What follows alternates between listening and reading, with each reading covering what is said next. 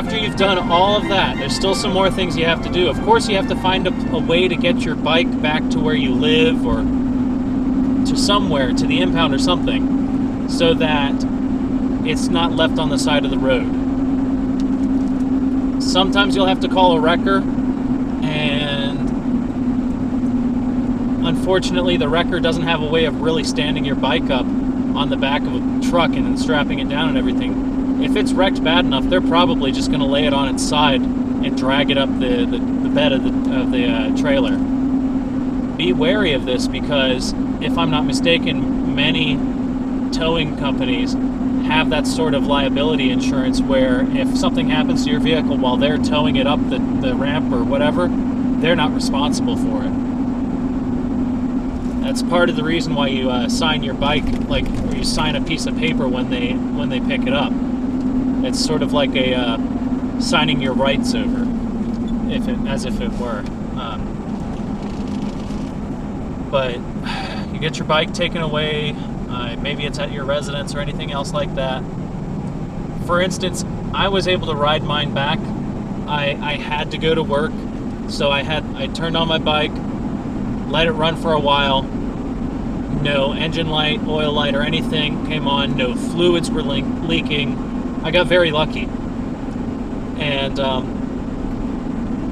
I rode it to work. And then I stayed at a friend's house because I worked till 11 at night, and it's a half-hour drive through the mountains to get back home. I stayed at a friend's house at work, or near work, and drove back the next morning so I could be safe. If your bike is rideable, you better make sure that you're being extra safe. I wouldn't recommend just getting back on your bike after a wreck, but I sort of had to because I was so far away from home and I really didn't have anyone that I could contact. So keep that in mind. For those of you that don't know, the next steps that come through the process is your insurance company, or at least mine, will contact you again, like maybe the next business day or something like that, and they'll say, or they'll check up on you. Are you still feeling okay? Is there any more damage on your bike that you did not say prior to?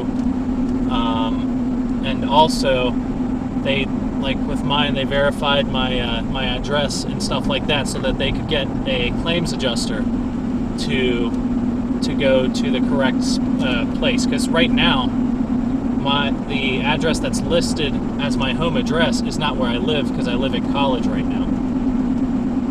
So it would have been kind of bad if they had gone to my house, which is 3 hours away, to try and find a bike that's been wrecked. They're going to try and set up an appointment with you. And I haven't had that happen yet. I might do an update video on that. But you want to make sure, again, what you say can and will be used against you. The insurance company is out there not only because you're their valued customer, but they don't want to pay the money to fix your bike. They just want to get the money you paid for the policy and keep it. And this is actually the turn that I wrecked on. And yep, I can still see where I wrecked. There's a lot of oil in that turn too, man. But I did hit gravel. That's what screwed me over.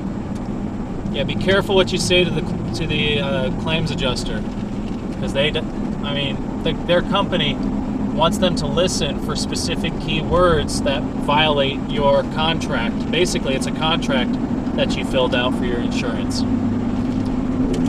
If you break that contract, a breach of terms, then there's a good chance you're not getting your money.